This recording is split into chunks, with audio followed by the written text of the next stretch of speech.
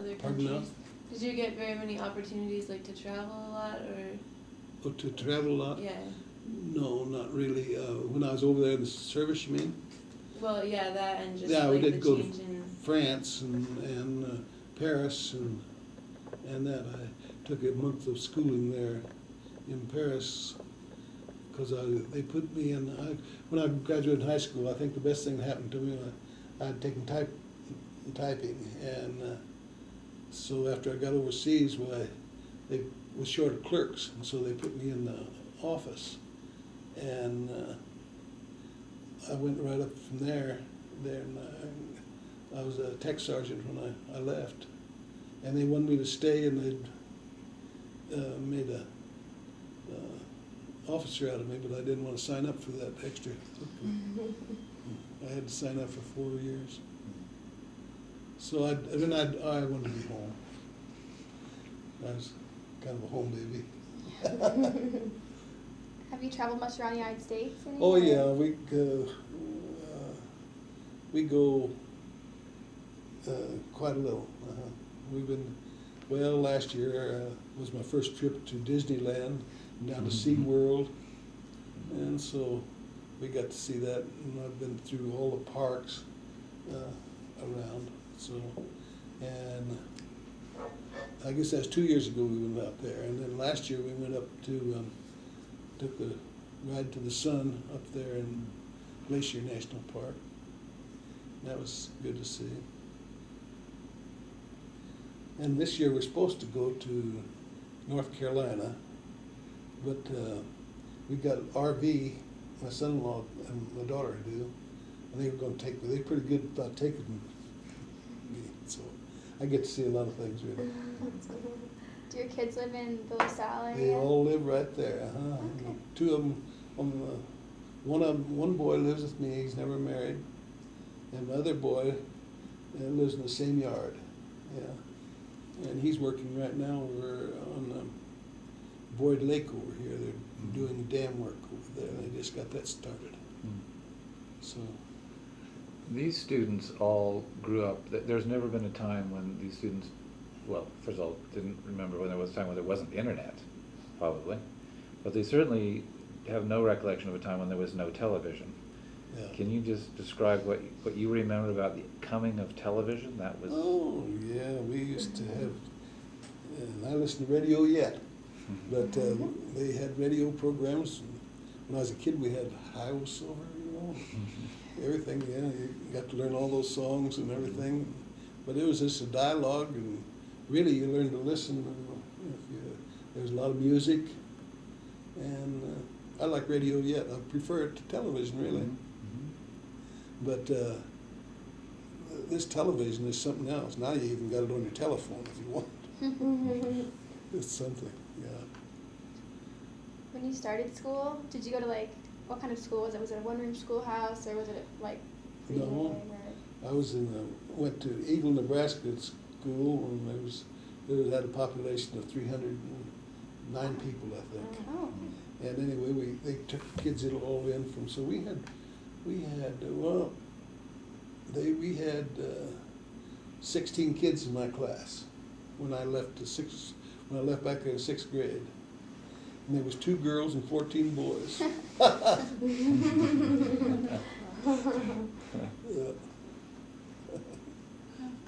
Was your high school class pretty big? Ours was about 30.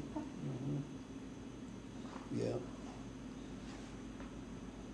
And we just had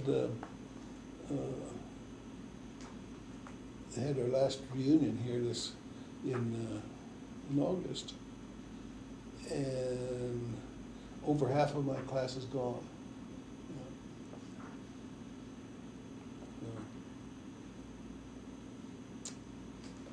Here's some farm pictures here. And can you just describe a few of these things and what's going on? Okay. Now this here is what they call a pole stacker. Now, and this here team of horses has pulled on a rope here and has pulled that load clear up to the top there. in a sling, and then somebody will holler pull and they'll drop that thing. And they can move that load wherever they want to. You can make a really nice stack with that. But in order to get to that, they had mowed this here hay, and then they used what they called a bunch rake to bunch that hay.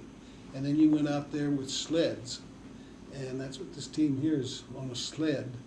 And there's two guys out there, and that team moves forward, and they stack that hay onto the sled, and there's ropes underneath here, and that's what this grabs onto this here pole stacker. And then this guy pulls that load to the top, and then they just repeat the process again and again. And this here is the mower that I was telling you about that they start with. In fact, there's one sitting up on the hill above my place yet. And this is an old D John Deere here, and he's pulling the plow, it looks like. Now this here's there's a few of those still working when I was a kid. And that was a steam tractor.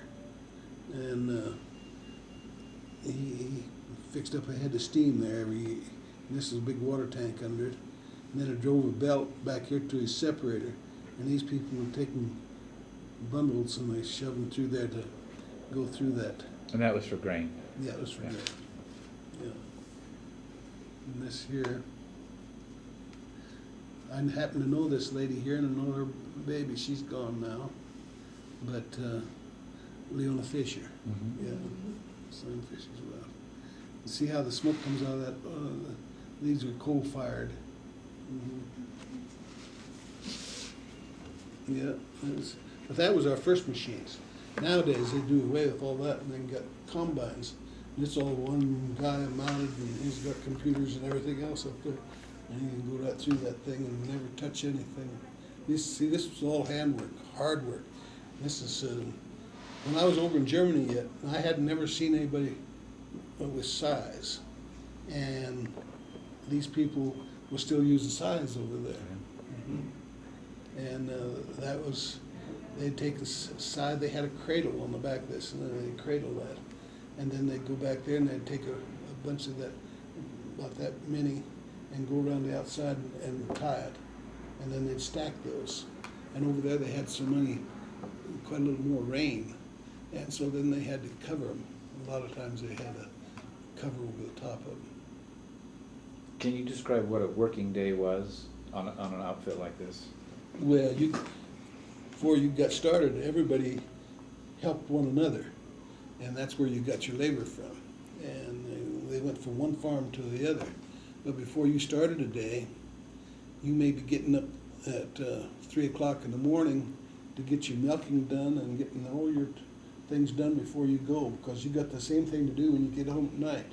And they'd work till probably 6 o'clock or so at night. And then you come home and you started back over your chores again. But that was a 7-day-a-week job, is the chores. You had to get your cows milked and everything done. And I liked milking cows. I didn't mind milking cows. I grew up with that, you know. Did you hand milk We hand milked. for a long time? Yeah. We never did have enough cows to have a machine. I mean, really. yeah. Can you describe what happened to the milk? There you are, you're milking the cows, and then what happens to the milk? Well, we're in our own little place there, and we didn't sell milk as selling milk. We went through a cream separator, and then we fed that milk. We fed that all went out to the calves and the pigs and everything like that, you know. And then the cream went to the grocery store for groceries. So you were bartering, you were just simply trading your Traded cream milk in, and and cream. they gave you credit, Yeah, direct credit, no financial transaction No. except on paper. yeah, And no regulation at that time. no. No. And no problems, really. Well, there wasn't even no income tax at them days. Right. We never got that till after 40, wasn't it 40? So, yeah. Something like that. Mhm. Yeah. Back when you were in high school, how far were the closest neighbors that you had? Were your farms close together, or? Yes, we were. Okay. In fact, we was down on that fish farm, and we was only a half a mile from town. Oh, okay. Yeah. And we had another place. My dad bought one at Briggsdale out there. Now, that didn't have many close neighbors, but we didn't try to farm that, though. We let some of the guys out there farm that. You know. So in your childhood, how many people have been living in your farm? Pardon?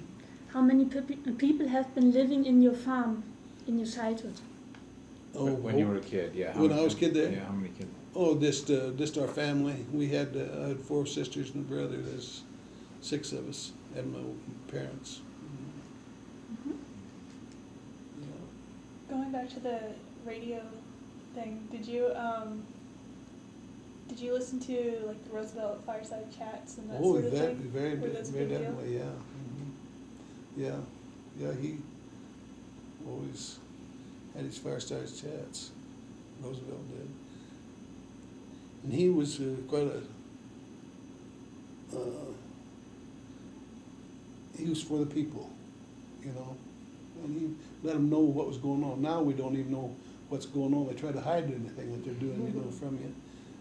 But in those days, well, that's why he had the fireside chats and talk to you, and yeah. So the news you got, because there were local papers, Oh yes.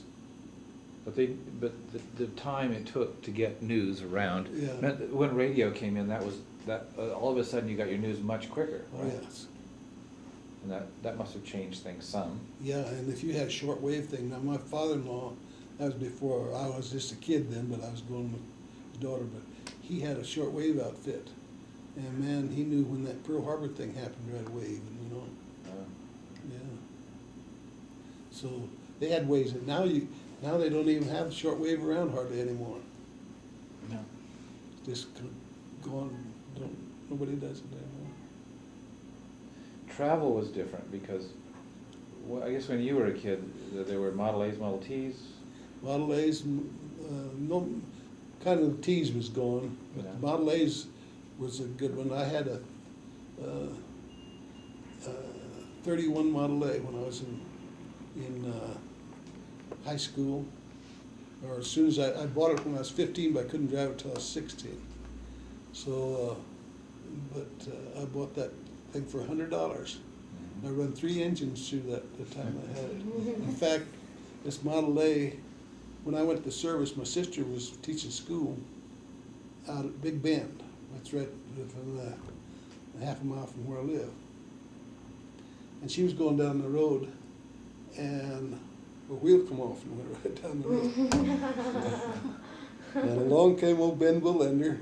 He went down and gathered up the wheel and brought it back, and took a nut off of each one of the wheels and put onto so we could get back home. But those days, nowadays, each wheel is independently. If that had happened now, it'd just fall down in the dirt, you know. But that old Model A's, they had just like an old buggy, you know, and it went clear across, and this wheel held her on up. She got her stopped and everything. Yeah. Now, we don't think of anything of going to the mountains on an afternoon. No. But when you were a kid, it was an expedition, wasn't it? Yeah, but we did go. Yeah? Of course, you know, you're young and dumb, and you just get in something and like that and go to the mountains. Our brakes weren't good, but we had a lot of fun. What type of transportation did you use to move from Nebraska to Colorado? Our neighbor had a farm truck, Okay. and it had cattle racks on it, and we put all our stuff into there. And I think he made 2 trips finally, but the last one he brought our John Deere tractor out with him, Model B, 1936. But then that gave Dad something to kind of start farming with. But we come out there, we had a 32 Ford, and we had all our kids in there, and the dog, can you believe that? And I had to bring that darn dog. Why did you decide upon LaSalle? Because my dad's brother was a part owner in this here fish business, and he wanted my dad out there to run it. And he says, "You're not making any money here, and it can't be any worse." So he says, "Come on out." So Dad went out and looked at it. And he rode, at that time, the Streamliner out there. and it's 500 miles. And that was quite a trip. He said, you just set that glass of water down there and it wouldn't spill a drop. He said, but he had quite a trip, and he liked it. And of course, I was ready to go because going out west, cowboying and everything, that was a big thing, And I never looked back as a kid, and always appreciated the move. And I went like in Germany and all over the United States when I was in the service. And I says, I still want to go home. And I never left after that. Can live. What kinds of things did you do for fun? Pardon? When you were a kid, what did you do for fun, like other than the radio and? Oh, well, believe it or not, we had, the churches had Christian endeavors, and we had dances, and the schools had all kind of entertainment, and we were busy, and we had our ball games just like they do today, and yeah, but not too much different other than we had no cell phones and no televisions and no fast cars or anything. But movies were a big part of Oh, life. there's one thing we did do, Yeah. and every town had a lot of movie theaters, and we did go my girlfriend and I went every week, my wife, we'd go on Friday And nights. that was a big social event, right? Yeah. Because it wasn't never in the weeknights, I don't No, know. Friday nights sometimes or Saturday. Did the theaters even run during the week? Oh, yeah, Did they? yeah. Do you remember how much a ticket was? What'd you believe, about 15 cents and 2 cents tax? Sounds good. Yeah. But the times have changed. When you were a kid, of course, I mean, healthcare is something we haven't talked about in this class much, about how different that was, as far as what you expected, and sort of the self-sufficiency that went with that, right? Right. You kind of, each town had its doctor, and he would make house calls to your place if you was needed, But it wasn't, when he was in the office hours there, why, like I had this thumbnail playing basketball, and it popped clear out there, just standing up like that. And they just sent me over to the old doctor's office at Wilkinson there, and he put her back in there. Never did grow out, just straight and made that knuckle solid, but that's where you got it done, And then we had classes in first aid in high school all the time. And of course you learned your artificial respiration. Nowadays they say that way isn't any good, but, and that kind of thing, and how to stop the blood and stuff. So, Were you and your brothers and sisters all born at home? Or like no, we were, none of us born at home. okay. But we lived at 6 miles to Elmwood, Okay. and we would have, well, my dad's sister lived in town there. Oh, And then the doctor, she's supposed to doctor, and so, that worked out good. yeah, Okay. yeah. So did you smoke as a kid? Did I smoke as a kid? Yes. Never. Okay, but do you know people, as a kids who did smoke? We probably had, two kids when we was in junior high that smoked. Remember Ralph Blakeman smoked? And to me it smelled bad then. But I did start smoking when I was in the service. After, well, I guess I was over in Germany when I first started. But then I smoked for quite a while afterwards, but then I quit, and I haven't smoked for 40, 50 years. So I have a question. What did you think about like segregation and all that, and how that was coming about? What did you think of all that? Okay, when I was in training down in Texas, I'd never been used to, we never had any colored Yeah, people. that's what I figured. And so, when we went to Texas, I'd went to church one day, and this family took me to a Negro-based football game. And well, they sat on one side of the field, we sat on the other one. Our bathrooms is separated and everything, you know, and that was quite a shock to me, you know.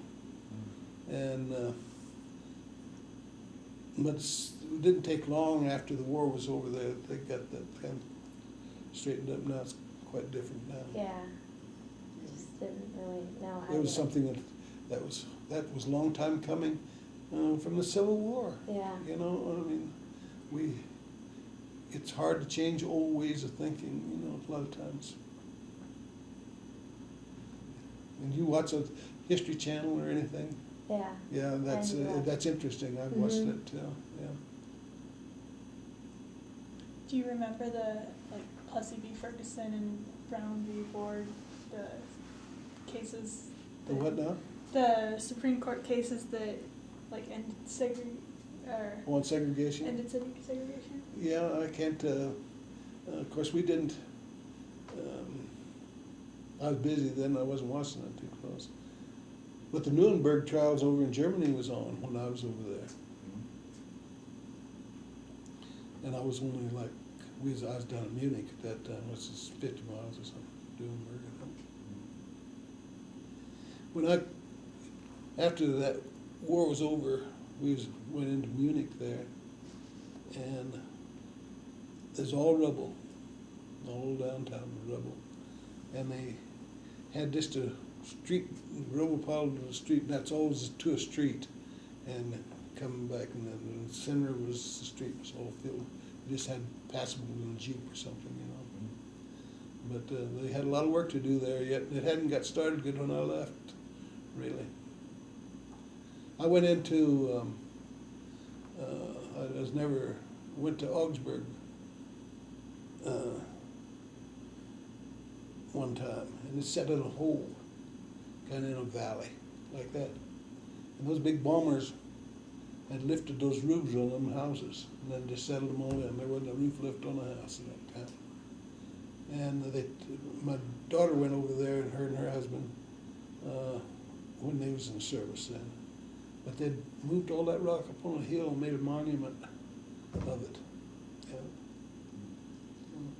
Do you know about how long it took you to get a letter when you were in the Get a what? Get a letter or Oh. send a letter? How long it took it to get back and forth or anything like that? Oh, I suppose it was, sometimes it was a month, Okay. and sometimes they come pretty fast. But all of our letters, they had what they called V-mail, and it was photostat copied. But before anything went out, it was all censored. And you'd find lines through it, you know, that they had marked out. Yeah. Yeah, they didn't. They tried to be close with, the slip of the lip will sink the ship. Yeah. That kind of thing. What's your first recollection of your first time in an airplane? Do you have that? Well, I was 18 when I first took my first ride around the country at the Greeley Airport, Oh, okay. and that was. Because that's what they did. They brought planes because a lot of people have never been in an airplane. Yeah, right? I'd never been in an airplane. Then I didn't ride in another one. I didn't ride in another airplane till probably 70. Yeah. Yeah, we flew to California then. Yeah, and but we did all our traveling on the ship, and we was on a Liberty ship, and I suppose, I don't know, probably 1,500 guys was on these little Liberty ships. They just pasted them together during the war, you know. But we got in a storm and 40-foot waves with that thing. And it'd go up and then it'd fall over and then it'd just whine. That old prop would come out of that water. And then when it'd fall down in this trough, the lights would all go out and it'd shake, you know. Man, I tell you, it's a scary thing. And everybody got sick. How long was the ride over? I had 14 days going over, and we came back in 11. But we was in a convoy of 60 ships, and they had the U-boats working pretty good those days, but they had destroyers running them outside these things that drop, and you could hear they dropped depth charges and stuff. I don't know whether they thought they saw something or whether they did or not. You never knew. So you were crossing the North Atlantic in what year would that be? 1944. 44. And you were what, 19 or 18? Yeah, 18 when I went in, and then What was the mood in 1944 about the war and where it was going? well, you just knew you was going to go. That's all. Yeah. And you knew you had to go, you know. And we had nothing at home here as far as everything went toward the war effort. All your tinfoil, you saved it off the gum, and that kind of thing, you know. And you saved all the grease from your bacon and stuff, because that made shells, glycerin and this, used that to hold the shells together some way. And yeah, they saved all that kind of stuff. Old rubber, they'd have drives go get old rubber, and they'd remanufacture this stuff. And then when after they got it, you could mark it like that and just leave a big old black streak, you know. It wasn't much good really, but they used a certain amount of it with their new rubber. Yeah, it was different. What did, when you were in wartime, what was there a genuine concern that there was going to be an invasion? Did people talk about this? Oh yeah, oh yeah. They even talked about using cars to stop them, you know, just park them several deep, you know, on the roads and stuff, and pack them so that they couldn't move. Yeah. Yeah. And I was with Patton and in the Third Army, but I was there when he got killed. I lowered the flag to half staff in our outfit when he died. Then his driver that was driving him